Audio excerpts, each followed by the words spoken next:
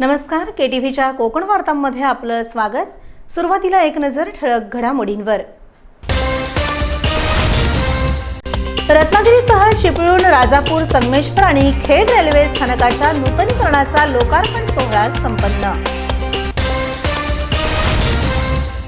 कोकणातील रत्नदुर्ग शिवसृष्टी पर्यटकांना आकर्षित करेल, पालकमंत्री उदय सामंत यांनी व्यक्त केला विश्वास। महाराष्ट्र राज्य वक्फ मंडळाच्या रत्नागिरी जिल्हा कार्यालयाचा नूतनीकरण उद्घाटन सोहळा संपन्न। आणि लांजा, राजापूर, साखरबा मतदारसंघातील जनता महाविकास आघाडीच्याच पाठीशी, आमदार राजन साळवी यांचा पत्रकार परिषदेत दावा। यापुढील बातम्या अल्पशा विश्रांतीनंतर। समुंदर की गोद में पला है तू, अंगड़ाई लेते ही लहरें शुरू। आज यौवन की मस्ती छोड़, ले चलता हूं तुझे एक नए मोड़। आजा, तुझे माँ पुकारे अब। छेड़ देते हैं बीच से कुछ शरारत हंसी, गले लगा ले उसे ए फकीर। इंतजार कर रहा है तेरा तो, चल दे देते हैं उसे फसल की खूबसूरती तो। आजा, तुझे माँ पुकारे अब। मीलों आगे चलना है हमें, सिर्फ फसल नहीं तेरे स्पर्श की चाह में बैठे हैं शहरों में भी कहीं। उनके मुख पे भी लानी है मुस्कान, उन्हें भी देनी है एक नई पहचान। आजा, तुझे माँ पुकारे अब। फिनोलेक्स पाइप्स पहुंचाए पानी को अपनी माँ के पास। आता वळूया सविस्तर वृत्तांताकडे। रत्नागिरीसह चिपळूण, राजापूर, संगमेश्वर, खेड रेल्वे स्थानकांचा नूतनीकरणाचा लोकार्पण सोहळा सार्वजनिक बांधकाम मंत्री रवींद्र चव्हाण आणि उद्योग मंत्री उदय सामंत यांच्या उपस्थितीत रत्नागिरी रेल्वे स्थानकावर संपन्न झाला।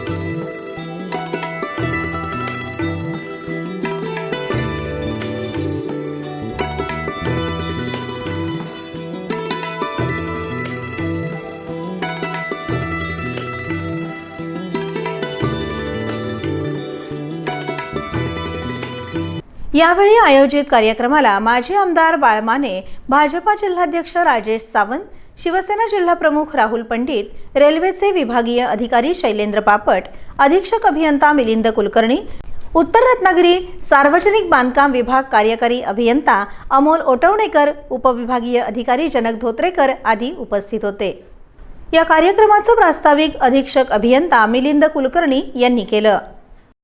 वारंवार यांच्या पाठपुराव्यामुळेच अशी कामं होत आहेत. त्यामुळं जेव्हा आपला रत्नागिरीचा आणि कोकणाचा विकास हा पर्यटनात होणार आहे, त्यातला हा एक रेल्वे स्थानकाचं काय पालट हा त्यातला एक भाग आहे. त्यामुळं येणाऱ्या पर्यटकांना विविध सोयीसुविधा उपलब्ध होणार आहे. यामध्ये सगळ्यात महत्त्वाचं आपण सगळ्या गोष्टींची काळजी घेतलेली आहे. ट्रॅव्हल ऑपरेटर, रिक्षा संघटनांचे जे त्यांची आपण पार्किंग व्यवस्था केलेली आहे. बहुतांशी आपले जे रेल्वेचे वापर करणारे आपले प्रवासी आहेत हे बऱ्याचदा सकाळी जाऊन संध्याकाळी येतात. त्यांच्यासाठी वाहनतळ निर्माण करणे, त्यांना विविध बसण्याची सुविधा निर्माण करणे, त्याच्यानंतर त्यांना मोबाईल चार्जिंगची सुविधा करणे, अशा विविध सुविधा विविध याच्यातून आपण सर्व ठिकाणी प्रोव्हाइड केलेल्या आहेत. मला आज आनंद वाटतो की हे पाची आपले जे रेल्वे स्थानक आहेत त्याचा आता सर्व आपल्या प्रवाशांना आणि कोकणवासियांना याचा फायदा होणार आहे. पालकमंत्री उदय सामंत यांनी आपल्या मनोगतात मंत्री रवींद्र चव्हाण यांच्या कार्याचं कौतुक करत सार्वजनिक बांधकाम विभागाला धन्यवाद दिले. मी कोकणच्या वतीनं आणि विशेषतः रत्नागिरी जिल्ह्याच्या वतीनं रवींद्र चव्हाण साहेबांना मनापासून धन्यवाद देतो की नुसतं रेल्वे स्टेशनचं सुशोभीकरण झालं नाही, तर ही कोकण रेल्वे आणण्यासाठी ज्यांनी अहोरात्र मेहनत केली त्या प्राध्यापक मधु दंडवतेंची स्मृती जागवण्याचं काम देखील रवींद्र चव्हाण साहेब आपण कोकणामध्ये केलं. त्याबद्दल तुम्हाला मनापासून धन्यवाद देतो आणि मनापासून तुमचे आभार मानतो. एखादा नेता जर कोकणचा असेल आणि त्याच्यावर जर मोठी जबाबदारी पडली तर तो कशा पद्धतीनं कोकणचा विकासात्मक कायापालट करू शकतो याचं मूर्तिमंत उदाहरण म्हणजे रवींद्र चव्हाण आहे. मला आठवतं 1-1.5 वर्षापूर्वी असा एक निर्णय झाला की रेल्वे स्टेशनची ही सगळी कामं आहेत याचं सुशोभीकरण सार्वजनिक बांधकाम विभागामार्फत करावे. त्याच्यामध्ये रत्नागिरी होतं, रायगड होतं, सिंधुदुर्ग होतं, या सगळ्या रेल्वे स्टेशनचा जो काही प्रकार झालेला होता, जी काही परिस्थिती झालेली होती, त्याचा कायापालट करण्याची जबाबदारी आदरणीय रवींद्र चव्हाण साहेबांनी घेतली. आणि चव्हाण साहेब, तुम्हाला आणि तुमच्या विभागाला मी मनापासून धन्यवाद देतो की ज्या ठेकेदारांना तुम्ही ही कामं दिली त्या ठेकेदारांनी वेळेच्या पूर्वी ही कामं पूर्ण केली. त्याबद्दल तुमच्या विभागाचं आणि त्या ठेकेदारांचं, तुमच्या सगळ्या कर्मचाऱ्यांचं मी मनापासून कौतुक करतो. राजकारणामध्ये पॉझिटिव्ह दिशेनं काम केलं पाहिजे असं सांगत सार्वजनिक बांधकाम मंत्री रवींद्र चव्हाण पुढे म्हणाले. आणि मला नेहमीच असं वाटतं की पॉझिटिव्ह विचार केल्यानंतर पॉझिटिव्ह दिशेने जाता येतं. उदयजी, पॉझिटिव्ह विचार करणं हे फार गरजेचं असतं. याचं कारण असं की अनेक वर्ष आम्ही सर्वजण पाहतो की राजकारणामध्ये की आपण सर्वजण राजकारणामध्ये काम करत असताना कशा दिशेने काम करावं हे फार महत्त्वाचं असतं. आणि म्हणून मी नेहमी विचार केला की पॉझिटिव्हच दिशेने काम करायला हवं. मी माझ्या आयुष्यामध्ये भारतीय जनता पार्टीच्या विचाराबरोबर काम करत असताना आजपर्यंतच्या इतिहासामध्ये एकही व्यक्तीची तक्रार केली नाही, एकही व्यक्तीची लेटर पॅडवरती तक्रार केली किंवा एकही व्यक्तीवरती टीका केली. त्याचं कारण असं की मला ज्या पक्षाने संधी दिली किंवा मला ज्या विचाराने संधी दिली ती जनसामान्यांचं हित आणि शेवटच्या व्यक्तीला आवश्यक काय आहे ते पाहण्यासाठी आणि ते शेवटच्या व्यक्तीपर्यंत कसं पोहोचेल, त्याची डिलिव्हरी कशी होईल याचं काम आम्ही करताना मोठ्या प्रमाणात दिसतो. कोकणातील रोजगार संधी आणि मोठ्या प्रमाणात होणारं लोकांचं स्थलांतर यावर महायुती सरकार नियोजनबद्ध काम करत असल्याचं सांगत मंत्री रवींद्र चव्हाण पुढे म्हणाले.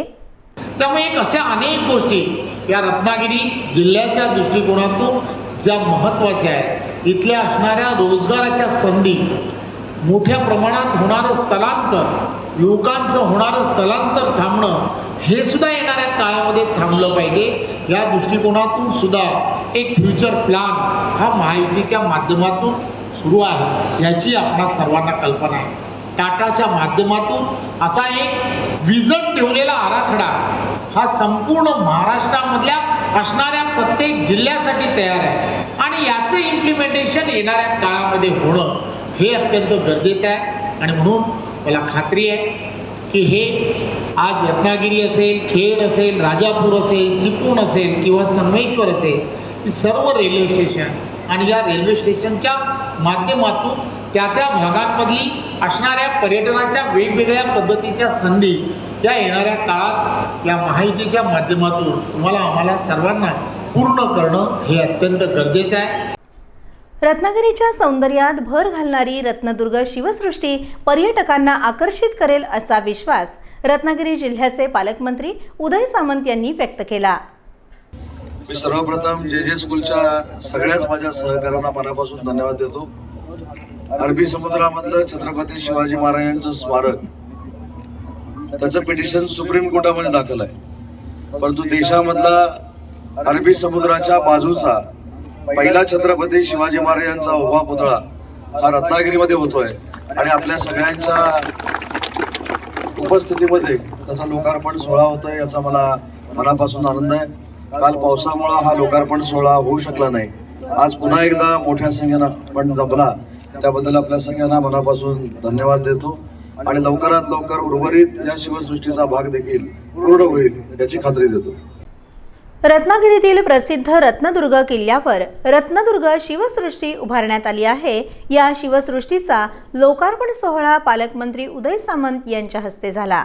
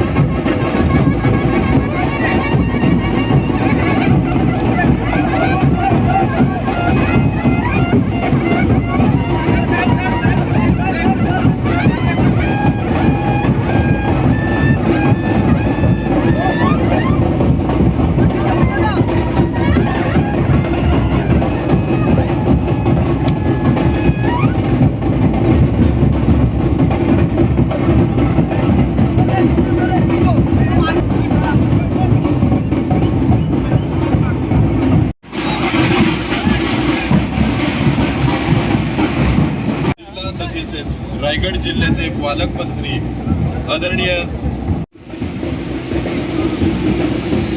सुंदर अशी शिवसृष्टी. या प्रसंगी मुख्य कार्यकारी अधिकारी कीर्तिकिरण पुजार, अप्पर जिल्हाधिकारी शंकर बर्गे, अप्पर पोलीस अधीक्षक जयश्री गायकवाड, उपमुख्य कार्यकारी अधिकारी राहुल देसाई, जिल्हा महिला आणि बालकल्याण विकास अधिकारी श्रीकांत हावळे, गटविकास अधिकारी जे.पी. जाधव, तहसीलदार राजाराम म्हात्रे, मुख्याधिकारी तुषार बाबर आदी उपस्थित होते. साहेबांचं स्वागत.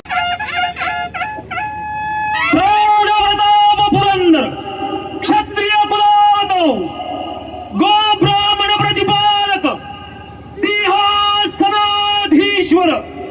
राजाधिराज छत्रपती शिवाजी महाराज की जय भवानी. जय शिवाजी. जय भवानी. जय शिवाजी. जय भवानी.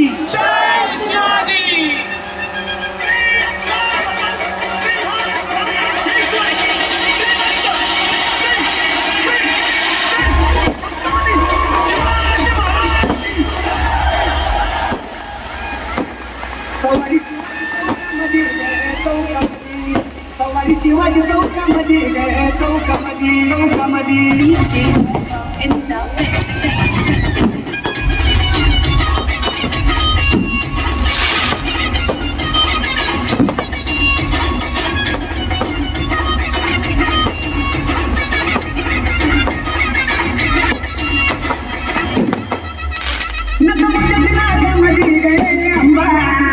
सवारी शिवाजी चौकामध्ये ग सवारी शिवाजी चौकामध्ये ग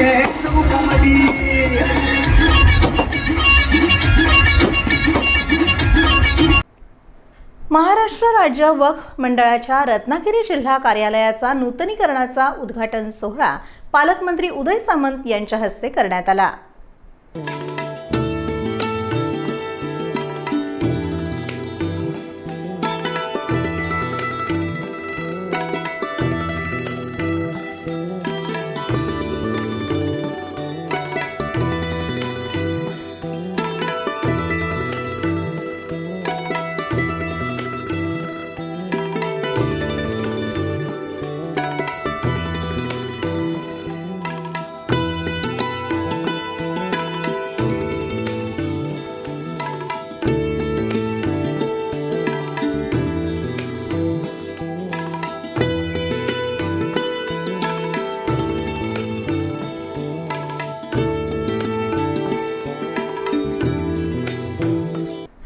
या कार्यक्रमाला शिरगाव ग्रामपंचायतीचे माजी सरपंच रज्जाक काझी, उपसरपंच अल्ताफ संगमेश्वरी, शिवसेना जिल्हा प्रमुख राहुल पंडित, बाबू महाप, माजी नगरसेवक सोहेल साखरकर, सुदेश मयेकर, शहराध्यक्ष बिपिन बंदरकर आदी उपस्थित होते. यावेळी पालकमंत्री उदय सामंत यांनी उपस्थितांना मार्गदर्शन केलं. त्याच्यामुळे हा देखील प्रश्न आपण सगळ्यांनी स्वतःचा सुद्धा विचार करावा आणि सगळ्यात महत्त्वाची भूमिका आपण घेतली पाहिजे. ज्या काँग्रेस पक्षानं ज्या उभारण्याच्या लोकांनी नरेंद्र मोदी साहेबांचं नाव सांगून तुम्हाला बसवण्याचा प्रयत्न केला, त्याला भविष्याच्या निवडणुकांमध्ये तुम्ही त्यांची जागा दाखवणार देखील आहे. हा निश्चय करण्याचा आमचा दिवस आहे. कारण शेवटी निवडणुका होऊन जातात. जसा निवडणूक होऊन रिझल्ट लागला आणि मला काही पक्षपातांचा फोन आला की काही मंडळी यांना लक्षमारी करण्यात येणार नाही. तर मी सांगितलं आहे बरोबर साहेब, कुठची अडचण जरी तुमच्या पक्षपातांच्या समोर निर्माण झाली तर त्याला तोंड द्यायला उदय सामंत सक्षम आहे. यावेळी रत्नागिरी मुस्लिम समाजातर्फे पालकमंत्री उदय सामंत यांच्यासह उपस्थित मान्यवरांचा सत्कार करण्यात आला.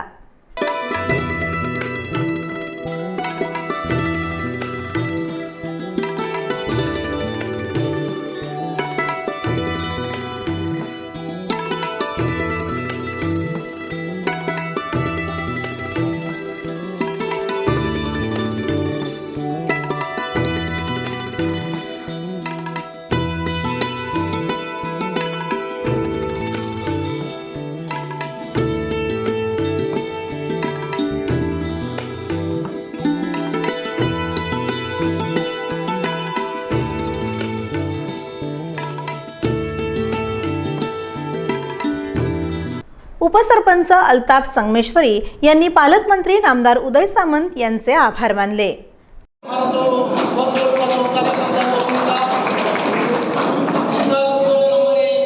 रत्नागिरी के पालकमंत्री और हमारे रत्नागिरी के आमदार उदय जी सामंत साहब के हस्ते आप सबको के इतने जोरदार आप लोगों ने जो उसको प्रतिशत दिया, आप लोग यहाँ पर जो इतनी हमारे जो कम टाइम पे आप बुलाने पे इसलिए आप लोगों का शुक्रिया अदा करता हूँ.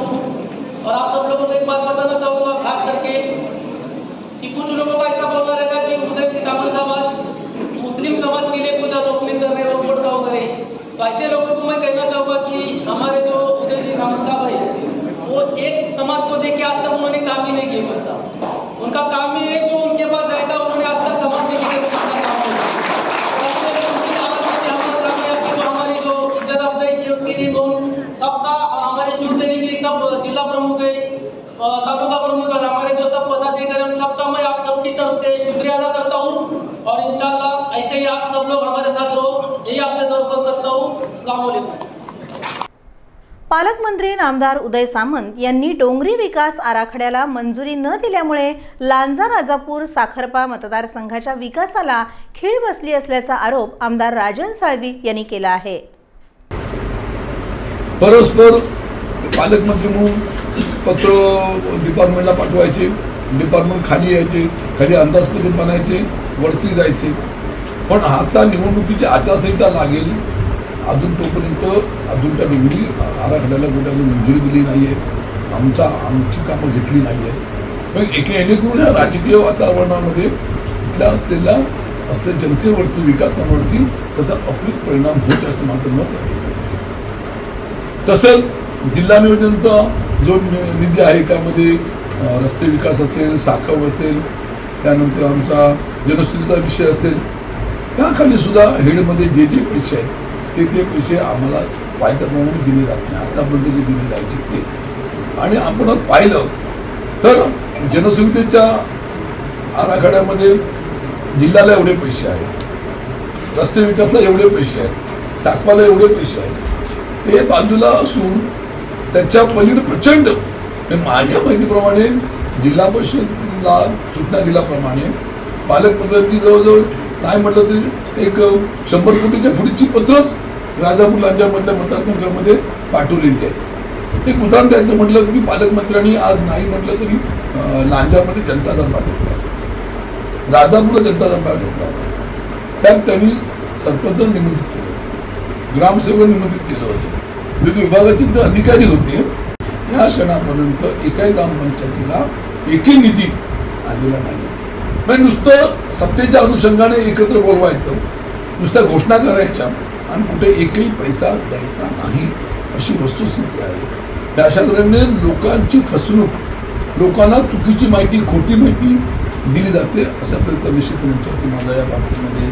आगामी विधानसभा निवडणुकीच्या पार्श्वभूमीवर उद्धव बाळासाहेब ठाकरे गटाचे आमदार राजन साळवी यांनी लांजा इथं पत्रकार परिषद घेतली. यावेळी त्यांनी लांजा तालुक्यातील विकास कामाचं श्रेय पालकमंत्री घेत असून पालकमंत्री उदय सामंत आणि किरण सामंत हे ठेकेदारांना बरोबर घेऊन राजकीय वातावरण तयार करत असल्याचं सांगितलं. की मुख्यमंत्री, उपमुख्यमंत्री, विभागाचे मंत्री, पालकमंत्र्यांचा अधिकार आहे, आम्ही तो अधिकार नाकारत नाही आहे. परंतु गेल्या उद्धव साहेब मुख्यमंत्री असतानाच्या कालावधीला आम्ही जी कामं मंजूर केलेली आहेत त्याची श्रेय स्वतः घ्यायचा प्रयत्न करतो. पालकमंत्री म्हणून तुम्ही त्याचं श्रेय घ्या, परंतु सर्व मीच केलं ही भूमिका उदाहरण द्यायचं म्हटलं तर लांजा नगरीमध्ये 15 कोटी रुपये या शासकीय रुग्णालयासाठी, ग्रामीण रुग्णालयासाठी आम्ही मंजूर आमच्या काळामध्ये आणले होते. आमदाराचा त्यामध्ये नक्की सिंहाचा वाटा आहे. त्या ठिकाणी सुद्धा त्याचं भूमिपूजन होऊन किती महिने झाले हो, पत्रकार तुम्ही त्या कार्यक्रमाला असाल त्या ठिकाणी, आत्ता ते डिस्मेंटलिंगला घेतलेलं आहे. ही इमारत पाडण्यासाठी पाठपुरावा आमदार राजन साळवी स्थानिक म्हणून आमदार केलेला आहे. पण माझ्या माहितीप्रमाणे त्या ठिकाणी भूमिपूजन होऊन त्याला मला वाटतं 6 महिने होऊन गेले असतील. पावसाळ्याच्या आधी तिथं खोदाई केली असती, त्याचं त्या ठिकाणी पायावरती आणलं असता. पाऊस गेल्याची गोष्ट आहे. खासदार विनायक राऊत आणि आमदार राजन साळवी यांच्या प्रयत्नाने भांबेड आरोग्य केंद्र आहे त्या ठिकाणी 6.5 कोटीच्या आसपास इमारतीला मंजूर झाले. जैतापूरला तिथे 6-6.5 कोटी मंजूर झाले. साखरबाबा देवळामध्ये 6-6.5 कोटी मंजूर झाले. त्या ठिकाणी सुद्धा आज त्या ठिकाणी भूमिपूजन त्यांनी काल केलं. हरकत नाही, प्रोटोकॉलप्रमाणे आमच्या पाठीवर नाव सुद्धा आहे, आम्हाला निमंत्रित केलं होतं.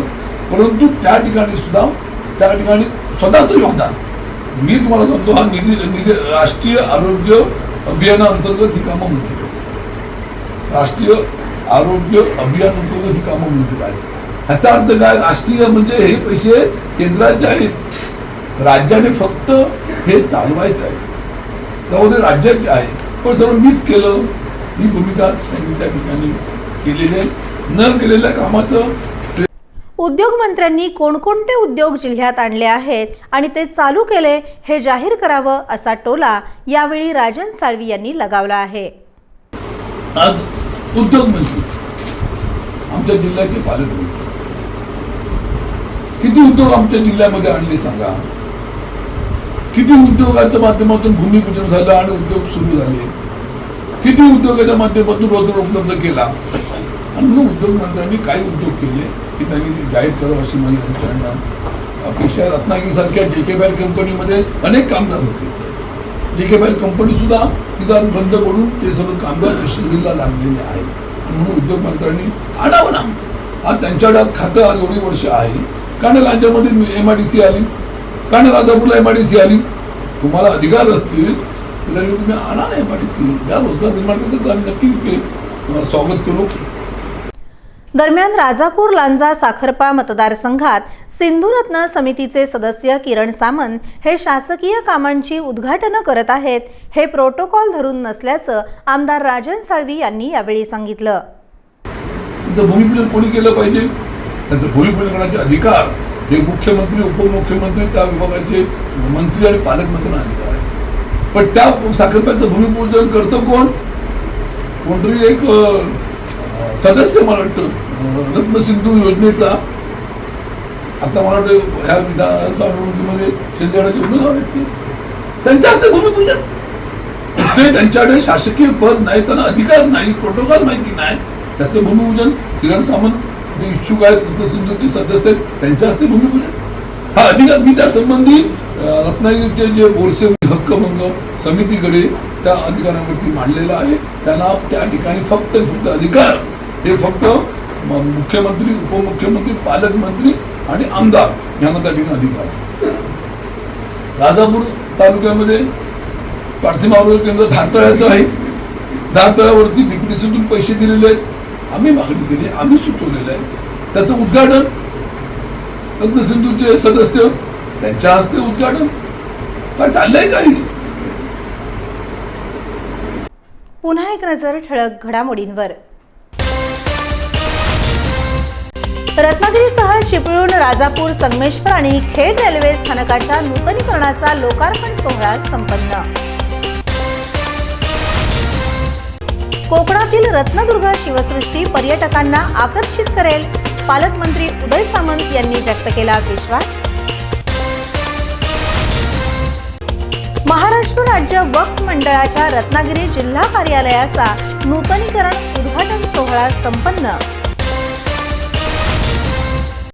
आणि लांजा राजापूर साखरपा मतदारसंघातील जनता महाविकास आघाडीच्याच पाठीशी, आमदार राजन साळवी यांचा पत्रकार परिषदेत दावा. यासोबतच हे बातमीपत्र संपलं. नमस्कार.